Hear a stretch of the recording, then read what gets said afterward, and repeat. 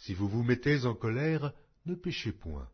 Que le soleil ne se couche pas sur votre colère, et ne donnez pas accès au diable. Que celui qui dérobait ne dérobe plus, mais plutôt qu'il travaille, en faisant de ses mains ce qui est bien, pour avoir de quoi donner à celui qui est dans le besoin. Qu'il ne sorte de votre bouche aucune parole mauvaise, mais, s'il y a lieu, quelques bonnes paroles, qui servent à l'édification et communiquent une grâce à ceux qui l'entendent. N'attristez pas le Saint-Esprit de Dieu, par lequel vous avez été scellés pour le jour de la rédemption.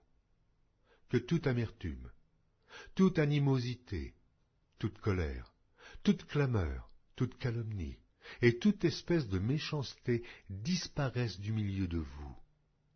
Soyez bons les uns envers les autres, compatissants, vous pardonnant réciproquement, comme Dieu vous a pardonné en Christ. Épître de Paul aux Colossiens, chapitre 1er.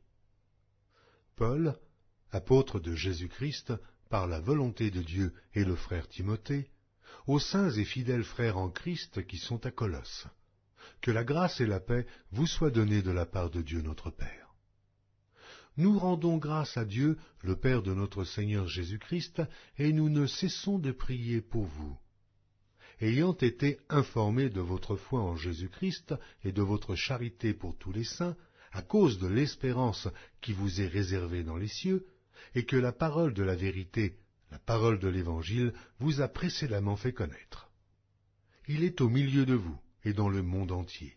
Il porte des fruits et il va grandissant, comme c'est aussi le cas parmi vous, depuis le jour où vous avez entendu et connu la grâce de Dieu, conformément à la vérité, d'après les instructions que vous avez reçues d'Épaphras, notre bien-aimé compagnon de service, qui est pour vous un fidèle ministre de Christ, et qui nous a appris de quelle charité l'Esprit vous anime.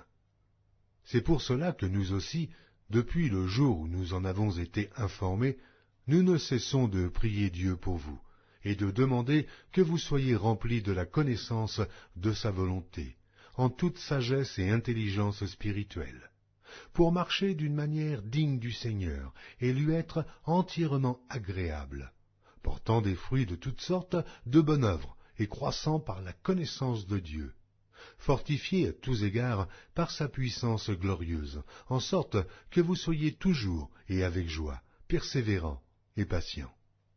Rendez grâce au Père, qui vous a rendu capable d'avoir part à l'héritage des saints dans la lumière, qui nous a délivrés de la puissance des ténèbres et nous a transportés dans le royaume du Fils de son amour, en qui nous avons la rédemption et la rémission des péchés.